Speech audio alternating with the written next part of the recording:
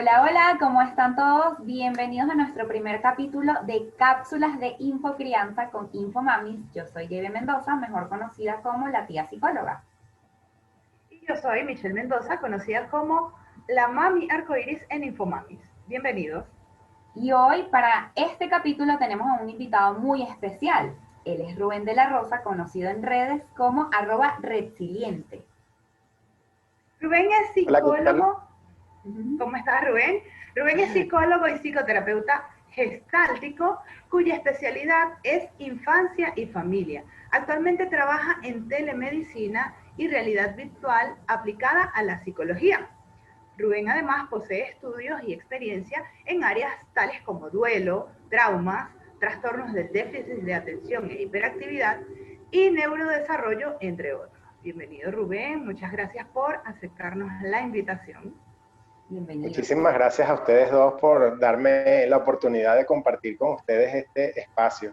Me encanta la comunidad que las sigue, que las está, eh, bueno, siempre muy atento a lo que ustedes están haciendo, a lo que están compartiendo. Así que muchas gracias por la invitación. Gracias a ti. Gracias a ti. Y bueno, fíjense que el día de hoy, en este primer capítulo, vamos a estar hablando sobre la prevención del abuso infantil y es por esto que vamos a aprovechar a nuestro súper invitado para poder conversar con él, conocerlo un poco más y hacerle algunas preguntas que nos ayuden a informarnos sobre este tema que es tan importante. Pero hoy no hablaremos, digamos, como que de la parte teórica. Nos gustaría más bien inclinarnos más de pronto a lo que hay o no hay que hacer. Y antes que todo, Rubén, pues nos encantaría que nos contaras un poco sobre ti, ya que sabemos que como psicólogo te has dedicado al área infantil y familiar, pero nos gustaría que nos dijeras qué te llevó o qué te motivó para tomar esa decisión de ir por esta rama. Bueno, fue algo así un poco fortuito, porque cuando empecé a estudiar mi carrera, pues no me imaginaba trabajando con niños o con adolescentes. Sin embargo, en el camino, pues encontré que esa era mi pasión y con mucho orgullo, pues me he dedicado a eso durante todos estos años. Ya son unos cuantos años, como 16, 17 años en esto. Buenísimo.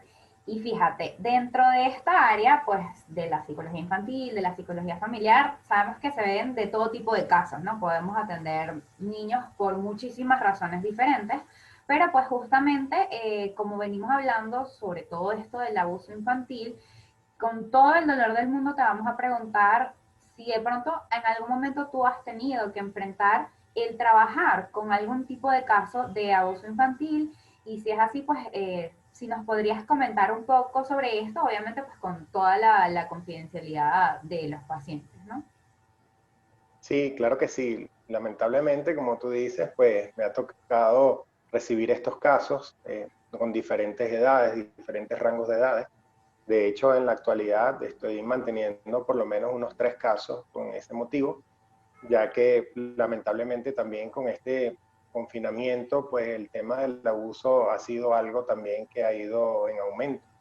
Uh -huh. Entonces, sí que me ha tocado acompañar a la familia, me ha tocado acompañar a los niños y sobre todo guiarlos en este proceso en donde la idea es que los padres puedan apoyar y puedan ayudar a su hijo a superar el trauma. Bueno, Rubén, y fíjate que justo nos comentas esto y nos gustaría que tú pudieses de pronto explicarle un poco a nuestra comunidad, eh, para todos esos padres que de pronto o sienten que están atravesando esta situación o la han vivido y que o de pronto que les hayan recomendado buscar la ayuda psicológica y han pensado en llevar a su hijo o a su hija a esta asistencia, pero quizás desconocen cuál es el trabajo del psicólogo en este tipo de situaciones. ¿Tú podrías comentarnos, cuando te ha tocado recibir este tipo de casos, cuál es tu rol como psicólogo? Es decir, ¿cómo sería tu abordaje?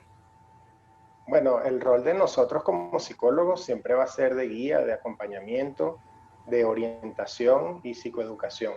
Entonces, en este caso, pues nosotros cuando ya se ha consumado el hecho, cuando no estamos trabajando como con prevención, sino por algo que ya ha ocurrido, nosotros nos vamos a enfocar en el trauma y ayudar a la familia a que pueda acompañar ese proceso emocional, que pueda entender por qué el niño o la niña o el adolescente ha cambiado su conducta y que a través de esas herramientas puedan abrir la posibilidad de una pronta recuperación psicológica, emocional para esa persona, porque ciertamente pues son hechos que lamentablemente ocurren y muchísimos casos ocurren en el seno familiar y entonces los padres desconocen cuáles serían como los procedimientos para poder acompañar a sus hijos o a sus familiares.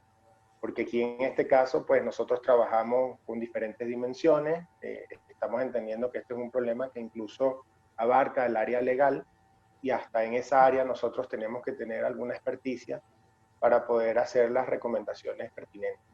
Entonces, el abordaje sería sobre todo en base al trauma, al acompañamiento emocional, a que esa persona que ha sufrido este abuso pueda ponerle palabras a lo que está sintiendo, que se sienta acompañado, que se sienta entendido, para trabajar ese duelo que supone pues haber estado expuesto a semejante situación. Así es. Mira, muchísimas gracias por todo eso que nos comentas, porque de pronto hay muchos padres que no saben qué hacer o desconfían incluso, bueno, pero ¿para qué lo voy a llevar para allá? No sé qué es lo que van a realizar, entonces es bien clave esto que nos comentas, pues para que ellos también sepan el por qué también es beneficioso para que ese niño en ese espacio pueda liberarse, pueda expresarse, pueda sentirse acompañado, entendido y pues también aprenda estas estrategias para solventarlo. Y bueno, Yo como... entiendo, y disculpa que te interrumpa, yo Tranquilo, adelante. entiendo la posición de los papás, entiendo el miedo que les puede dar todo esto, la pena, todo esto que pueden estar sintiendo. Muchas veces ese miedo los invita a no accionar o a evadir o hacer de esto un tabú, porque está la creencia de que si se habla de esto, si se toca el tema, podría ser peor, y es realmente lo contrario. Si nosotros buscamos una buena orientación y esa orientación puede dar esas respuestas, yo les aseguro que ese trauma puede ser superado de una manera adecuada, puede ser abordado de una manera adecuada. El silencio lo que hace es empeorar la situación, porque el niño va a sentir que no está acompañado en su dolor y que no tiene un soporte, no tiene como esa defensa que le permita salir adelante luego de algo tan dantesco. Así es, Rubén, totalmente clave. te hago una pregunta como padre. eh, el padre también tiene que ir a una terapia psicológica para, este, digamos que, saber, aceptar y asumir y vivir ese dolor que está viviendo por lo que le sucedió a su hijo. ¿Es correcto?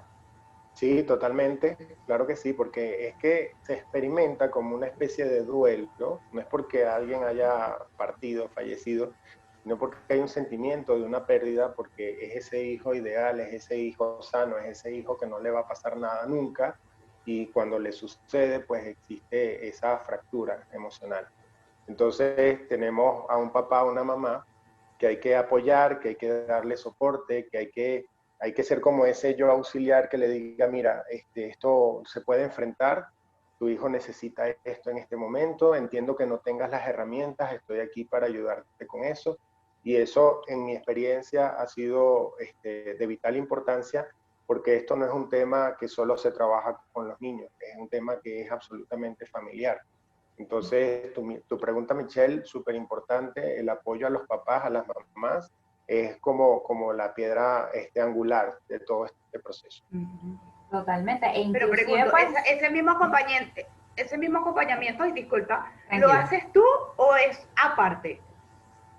Yo mismo, claro, en mi Ok. intervención familiar, siempre nosotros generalmente empezamos trabajando con los padres, luego de hacer una exploración de lo que ha podido ocurrir, los papás nos hablan acerca del hallazgo, de lo que encontraron, de lo que escucharon, de lo que vieron, y entonces esa información, nosotros como psicólogos tenemos que ser sumamente responsables en anotar todo, de escribir todo, para que no se nos escape nada porque al momento de compartir la información con las autoridades o con otros colegas que lleven el caso, nosotros tenemos que tener muchísimo detalle en nuestros apuntes, porque eso puede ser la diferencia entre que se haga justicia o que no se haga justicia.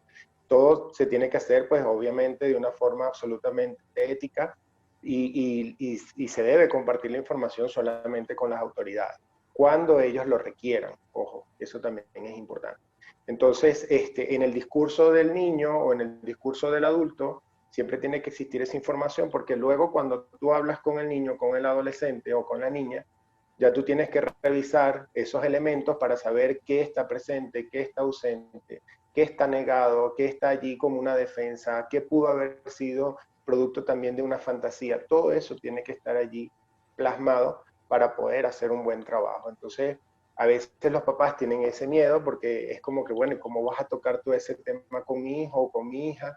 Y ahí es donde nosotros tenemos que ser sumamente flexibles, sumamente empáticos, conocer acerca del desarrollo emocional y el desarrollo de un niño para poder hacer las preguntas pertinentes que siempre sean adecuadas a su edad y su nivel de madurez.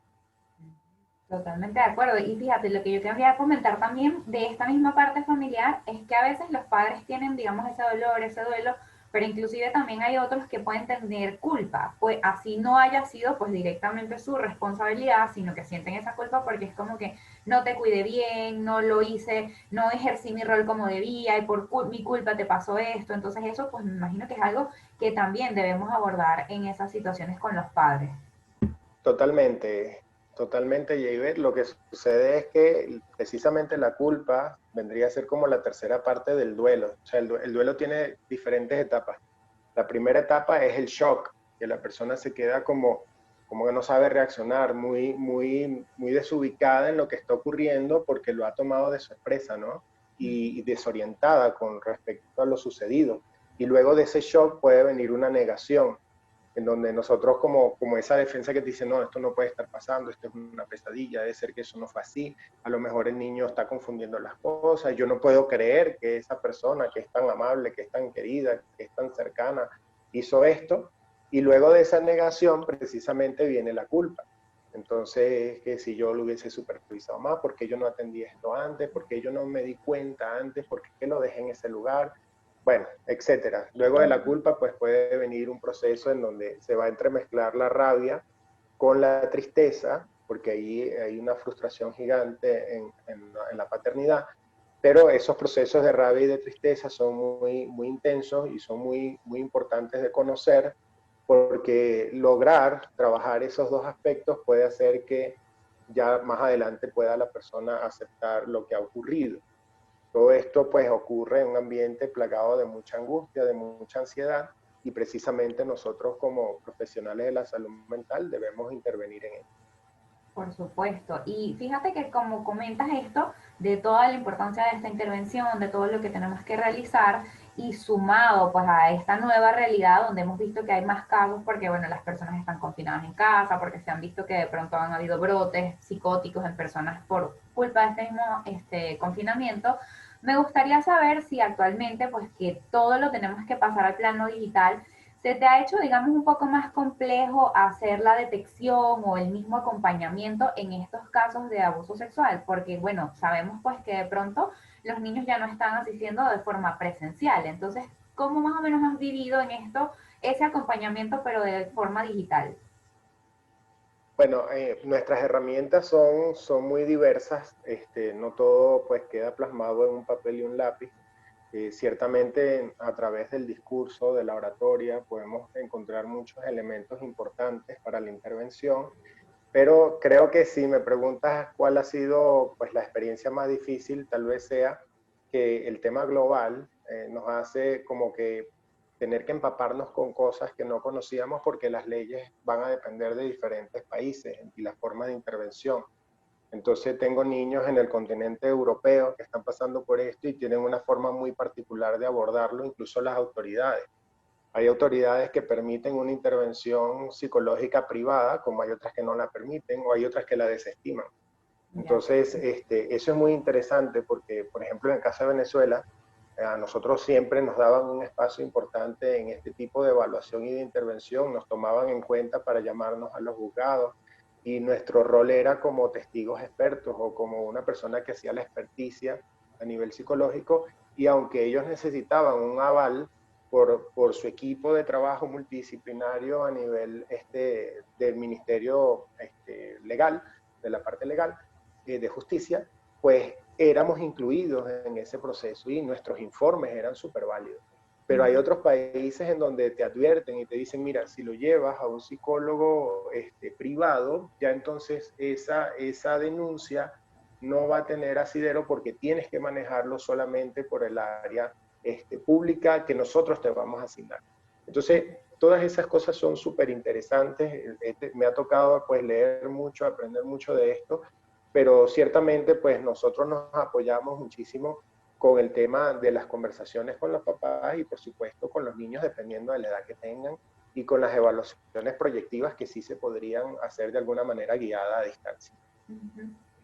Rubén, ¿y te ha tocado ser de pronto quien se da cuenta que el niño o que la niña está siendo abusado o fue abusado sin que te lo hayan llevado o sin que lo estés atendiendo directamente para descartar esto?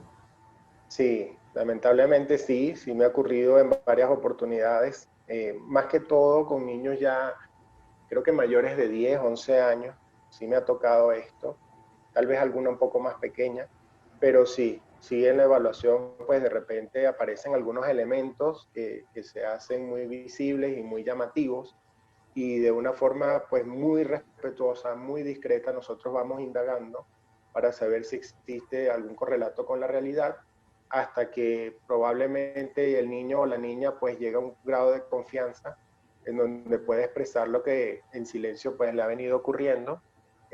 Hay muchos niños que nunca han hablado por temor, no solamente a la persona que los ha agredido, sino también a sus propios padres.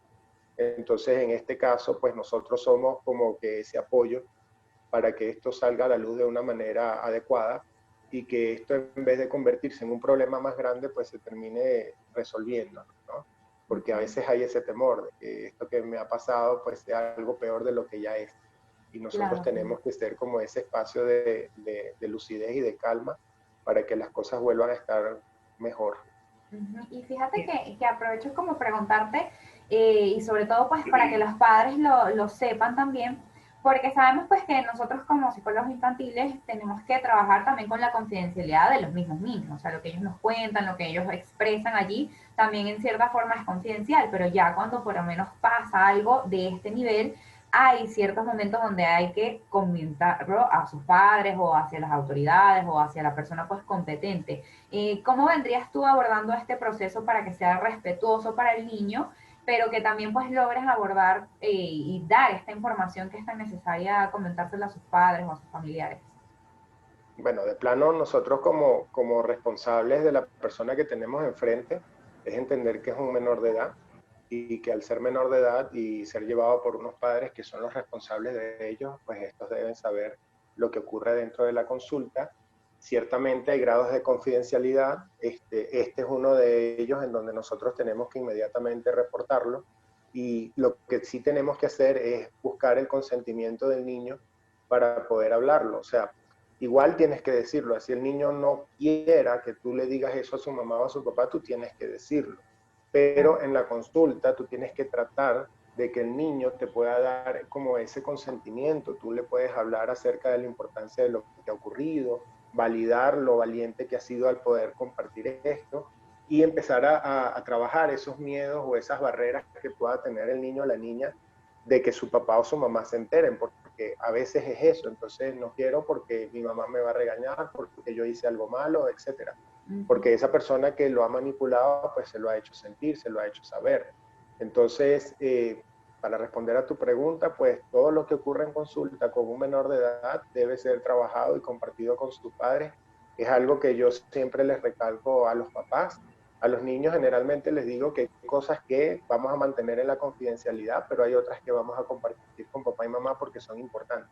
Entonces ya eso me deja como explícito que el niño me dice, ok, ya para mí eso es un consentimiento. Pero ciertamente pues es una responsabilidad tremenda la que tenemos y nosotros no podemos ser otra persona que calle lo que está ocurriendo. Tenemos que ser la voz de ese niño, de esa niña o de esa familia.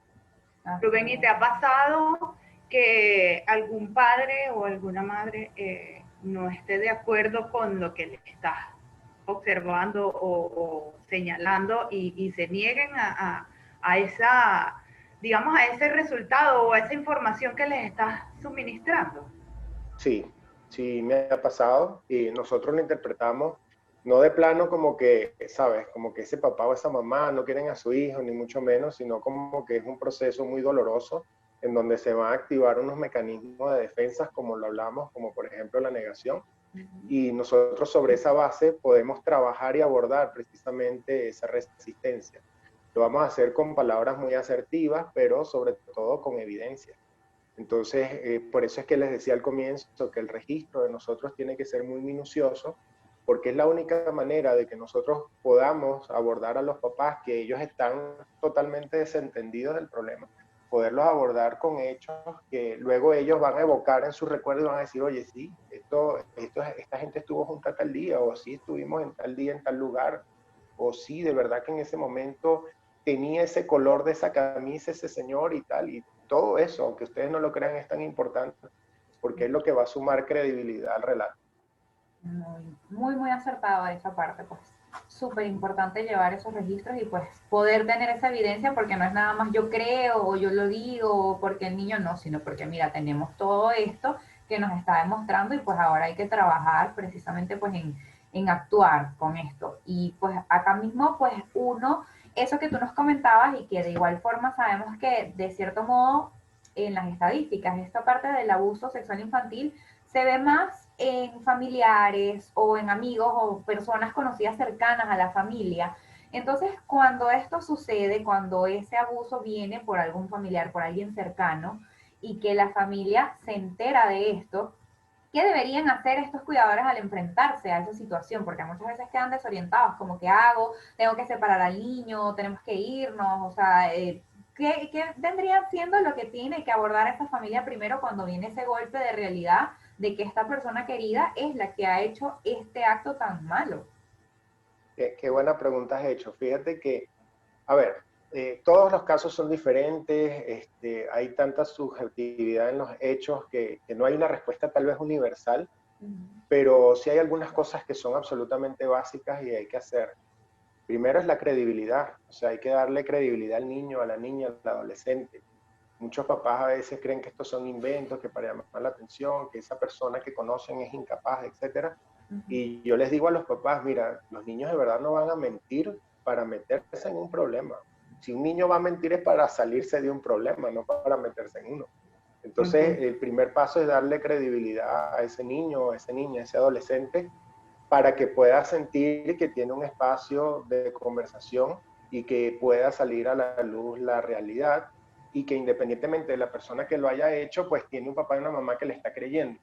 Porque ese es el primer paso. Tal vez el segundo paso sería, ¿cómo puedo demostrarle yo a mi hijo, a mi hija, que creyéndole voy a hacer algo para protegerlo? Porque muchas veces los papás sienten como que ya pasó y la impotencia, la culpa es porque no estuve y no lo pude proteger. Pero es que también a partir de ahora, con todo y que ya ha ocurrido el hecho, tú puedes mandar un mensaje a tu hijo de que yo estoy aquí para protegerte, para cuidarte, para que esto no te vuelva a ocurrir, para que esta persona no te vuelva a dañar. Si el niño siente que hay una acción por parte de sus padres, ese niño va a tener altas probabilidades de salir adelante. Si el niño siente que sus papás se hicieron la vista gorda, no le creyeron a la otra persona, o peor aún, lo siguen exponiendo a esa persona, lo siguen llevando a esa persona, pues ahí sí es verdad que esto se puede complicar y pueden surgir incluso patologías en ese niño o esa niña. Ok, perfecto. Y fíjate que de pronto hemos abordado bastante esta parte de ya cuando esto ha sucedido, del abuso. Me gustaría que de pronto, porque hace ratito anteriormente pues nos comentaste que hay esa intervención de cuando ya sucedió, pero también hay otro tipo de intervención que es antes, ¿no? O sea, para poder prevenir que este tipo de situaciones se den. ¿Cómo vendrías tú comentándonos de pronto qué es ese abordaje para prevenir? ¿Qué son las técnicas que de pronto tú trabajas para enseñarles a esta familia?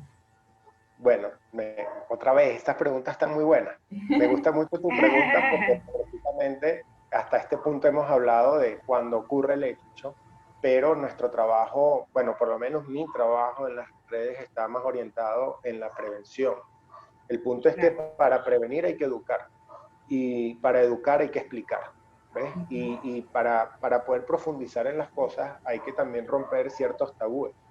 Y eso a veces es algo, a ver, es delicado, es, no sé cómo definirlo, controvertido será la palabra, Sí. porque muchos papás sienten como que no, tú no le puedes hablar al niño de estas cosas, y cómo le vas a decir tú que se cuide si es un niño inocente y tal. Bueno, todo eso es verdad, es un niño inocente, no tiene malicia, no tiene maldad, pero la realidad puede ser otra, el mundo pues no es tan idealizado como lo queremos, y hay una realidad que dice que hay riesgos y que hay situaciones que deben ser prevenidas.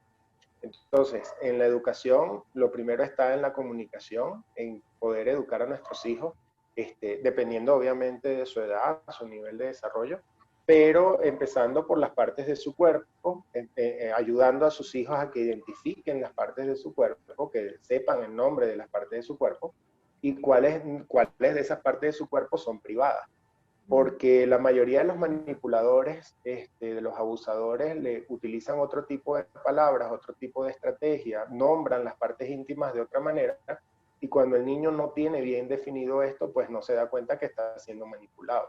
Entonces, a las partes íntimas hay que ponerle nombre y apellido. Yo siempre les comento eso a los papás. También de esas partes privadas, que los niños puedan identificar que son partes que no pueden ser tocadas por otros, miradas por otros, manipuladas por otras personas. Y siempre, obviamente, puedes hacer la excepción cuando estás hablando, mira, está papá y mamá, hay que hacer un examen médico, hay que tocar tal cosa, pues ahí estamos nosotros, pero son excepciones, ojo. Entonces, el que el niño pueda entender eso es importante. Otra parte súper importante en educación es que el niño pueda identificar cuando una persona quiere que mantengan un secreto para mantener un abuso. Entonces, la gran mayoría de los abusadores trabajan con los secretos y les hablan a los niños de que eso es entre ellos, de que sus papás se van a molestar si saben lo que está pasando, si les dice algo, o que esa persona les va a hacer algo malo a sus padres. Y en la medida en que los niños se preparen entendiendo qué tipo de secretos son secretos malos y que son secretos que generan malestar y que nos hacen sentir mal y que están hechos para que una persona guarde algo que no es agradable, pues el niño también va a entender que es algo que no debe mantener, porque tiene un papá y una mamá que independientemente de lo que le está diciendo el abusador, le va a creer, y que no lo va a regañar o a pegar o a mucho menos porque esté revelando ese secreto de eso que está intentando esa persona. Entonces, qué interesante es que podamos abonar un terreno en donde la comunicación y la confianza sean unos valores fundamentales en la relación con nuestros hijos. Y creo que eso es algo que en el tiempo nos ha funcionado muchísimo, que los niños aprendan a decir que no, que los niños aprendan a no aceptar caricias que no desean. Y también ahí tienes un tema familiar, porque a veces hay papás, pero dale un beso, pero abrázalo. Pero es que ese es tu tío, esa es tu tía. Pero ya va, si el niño no se siente cómodo con eso, si muy pocas veces ve a esa persona, ¿por qué tienes que obligarlo a que haga algo que no quiere hacer? Y sobre todo cuando tiene que ver con caricias. O sea, si tu mamá, si tu papá estás enseñando a tu hijo a que tienes que dar o recibir una caricia, a pesar de que no quieras hacerlo, estando tú presente, imagínate tú lo que eso significa cuando el niño no está. Entonces, qué interesante es que nuestra congruencia pueda llevarse también a la práctica, entendiendo que eso no es que hace un niño irrespetuoso, grosero, ni mucho menos, sino que los niños están en un proceso de aprendizaje constante. Entonces, no es a través de algo obligado que ellos van a saber las normas de cortesía, por decirlo de alguna manera, que a veces es algo que tanto preocupa a los papás. No, muy distinto es que lo guíes y le digas, hijo, saluda a fulano, tu tío, el que sea, y que el niño vaya, a que el niño no quiera hacerlo y tú como padre lo estés forzando. Ahora, Rubén, Exactamente. te pregunto algo, ya que nos comentas de todo este tipo de cosas que sirven para prevenir, podríamos hablar entonces también de que hoy día con tantos casos de pedofilia y de cosas tan horribles que hemos estado visualizando a través de las redes sociales, hay dos cosas muy fundamentales que tenemos que hablar con los padres y es, por un lado, el cuidado al acceso del uso de redes sociales y por otro lado la hipersexualización. Cuéntanos un poquito sobre esto, que sé que eres bastante denso en ese tema. No, bueno, con el tema de las redes sociales, pues yo tengo un lema con eso, ¿no? Que los niños vienen con el chip de la tecnología, tienen un hardware buenísimo, pero el software de la seguridad, pues no lo tienen incorporado. A veces nosotros lo tenemos incorporado y no sabemos de ciberseguridad. Entonces, el poder empaparnos del tema, de lo que es el grooming, de lo que es el tema del acceso a ciertas páginas, el uso de filtros, el uso de aplicaciones para poder controlar y supervisar el uso de las redes, es algo que nos corresponde netamente a los papás. Ese cuento de que no, yo no sé, él sabe más que yo, etcétera, etcétera, bueno, eso tiene que quedar atrás porque esto es una responsabilidad de nosotros y nos corresponde a nosotros empaparnos en estos temas. En ese en particular, para luego abordar el otro, yo siempre les recomiendo a los papás que entiendan que las redes sociales tienen restricciones y limitaciones con respecto a las edades para ser abiertas las cuentas. Entonces hay papás que dicen, no, ella tiene un TikTok, ¿y cuántos años tiene tu hija? No, tiene 6 años.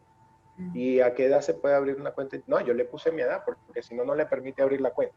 Entonces tú le estás dejando en bandeja de plata y dije el TikTok, no por satanizar el TikTok ni mucho menos, Claro, puede por ser nombrar cualquier red algo. social, pero exacto, pero el tema es que tú vas a interactuar con personas y que esas personas tú no sabes qué intencionalidad van a tener. Esas personas son unas ovejitas por fuera, pero son unos demonios por dentro, y eso no lo puedes saber a través de una red social porque precisamente son personas que lamentablemente son muy duchas en esto y que, bueno, tienen práctica y se hacen perfiles y hacen cosas donde tú lo que menos piensas es que es un depredador y crees que es una niña bella, un niñito, una cosa, y es un tipo detrás de la pantalla. Entonces, Que esto puedes es caer algo tú mismo como adulto, puedes puedes caer tú caer tú mismo mismo como como adulto, adulto. disculpa que te interrumpa, obviamente lo va a hacer más aún un niño que tiene mucha menos práctica, mucha menos experiencia, Tiene qué sé menos yo, práctica, tiene menos experiencia, tienes menos malicia, pero tienes más malicia, necesidades esa era la palabra. afectivas. Y tienes más necesidades afectivas. Entonces tienes una persona que a lo mejor te está diciendo que eres bonita, que eres bonito, que le encanta tu ropa, que le encanta tu... Y esas son viles manipulaciones para que tú digas, wow, ahora sí me están diciendo que soy bonita, ahora sí me están diciendo que tal cosa. Y empiezas a engancharte con esa persona, te dice lo que tú quieres escuchar, hasta que llega el punto donde entra tu vida, tu cuenta, bueno, intercambian teléfono o mensajes guardados directos y ahí se complica todo. ¿Ok? Entonces, interesante que podamos conocer las herramientas informáticas, interesante que utilicemos el sentido común de saber qué edad corresponde para las redes, incluso para el acceso a la tecnología con el Internet, y los espacios en donde se comparte, donde se disfruta del material que está en la red. O sea, no es lo mismo que tú tengas un niño encerrado en un cuarto oscuro con una computadora que tiene acceso a todo el mundo, que lo tengas la computadora en la sala y todo el mundo le pase por al lado y sepa lo que está haciendo. Ahí sí medio chapado a la antigua. Con respecto al tema de la hipersexualización en la infancia, es un fenómeno que ya lleva mucho tiempo ocurriendo, pero lamentablemente pues en las redes todo se hace como muy rápido de ver y muy viral. Y también pareciera que existen unos grandes intereses por allí de ciertas culturas, de ciertos países en normalizar este tipo de cosas, incluso estar a favor de que los adultos puedan tener incluso hasta relaciones con menores de edad, con niños. Entonces, han encontrado, es mi teoría, puede ser que esté súper equivocado, pero creo que han encontrado pues un público muy poderoso al que le encanta ese tipo de imágenes, ese tipo de videos, ese tipo de fotografías de niños que están con poses sugestivas o con ropas que no son acordes a su edad y le están sacando provecho a eso, incluso hasta en películas. Entonces, siento que esto es algo que debemos entender, no creo que tenemos que tomarnos esto a la ligera, conocer, profundizar sobre el tema, debatir sobre esto para saber lo que tenemos enfrente. Yo no vengo aquí a decir que todo lo que sale en televisión o en internet es malo, ni mucho menos, pero sí que hay cosas que son de riesgo y si no las conocemos, pues simplemente les dejamos a los pedófilos y a los pederastas las cosas en bandeja de plata. Totalmente de acuerdo, la Así es. información es poder. Bueno, Rubén, sí, así es. Mira, Rubén, muchísimas gracias de verdad con tu excelente aporte. De verdad que todo lo que abordamos me parece maravilloso. Es muy importante que los padres estemos muy informados de todos estos temas. Y nos gustaría ya como para cerrar que nos dejes como un consejito final, de cierre. Sí, cómo no. Bueno, lo principal es la comunicación, la confianza y el respeto. Si tú te agarras de esos tres pilares en la relación con tu hijo, pues las cosas van a funcionar bastante bien. Creo que vale la pena creerles, vale la pena revisar qué está ocurriendo, no repetir tal vez las cosas que incluso ese papá o esa mamá vivió y porque lo vivió no lo quiere enfrentar, sino que tener esa gallardía para apoyar a sus hijos y salir adelante. Para eso estamos nosotros los profesionales, los que estudiamos para esto y nos preparamos para abordar este tipo de situación. Así que la invitación es a no hacer de esto un tema tabú, ni hacer un silencio que va a dañar la psique del niño, sino precisamente poderle colocar palabras a lo ocurrido para que nuestras acciones puedan hacer que los niños se sientan protegidos y los adolescentes se sientan cuidados. Perfecto, buenísimo. Muchísimas gracias por todos estos aportes que nos has dado, Rubén. Me encantaría pues que todas las personas que nos están viendo pudiesen seguirlo en sus cuentas como @redsiliente, que por allí pues nos comparte muchísima información súper útil y valiosa como la que estamos viendo hoy, porque pues nosotras siempre apostamos al lema de que una mami informada toma decisiones más acertadas, pues en este caso pues también aplica. Mientras más información nosotros tengamos sobre los peligros que hay en las redes, sobre los peligros que podemos haber en personas incluso conocidas, si conocemos las estrategias para poder prevenirlo, y si ya nos pasó, también sabemos qué hacer y cómo abordarlo, pues entonces ya tenemos todo en nuestras manos para poder hacer que los niños salgan adelante a pesar de pues cualquier cosa que nos haya sucedido. Entonces, bueno, Bueno, muchísimas muchísimas gracias. gracias a ustedes, y el team Infomamis, que me encanta todo lo que están haciendo, sus proyectos, pues soy súper feliz de estar aquí, de verdad que sí, muy orgulloso de que me hayan invitado y estaré muy pendiente de toda la información que podamos seguir compartiendo. Michelle y Ivette, pues mi admiración también por ustedes, unas mujeres hermosas y emprendedoras que siempre están innovando y haciendo cosas para el pro de la sociedad. Las felicito por su trabajo. Gracias, excelente. Bueno, gracias JB, gracias Rubén, gracias a todos los que nos vieron el día de hoy. Y esto fue Cápsulas de Infocrianza con Infomamis. Nos vemos en la próxima cápsula. Besitos, bye. Adiós.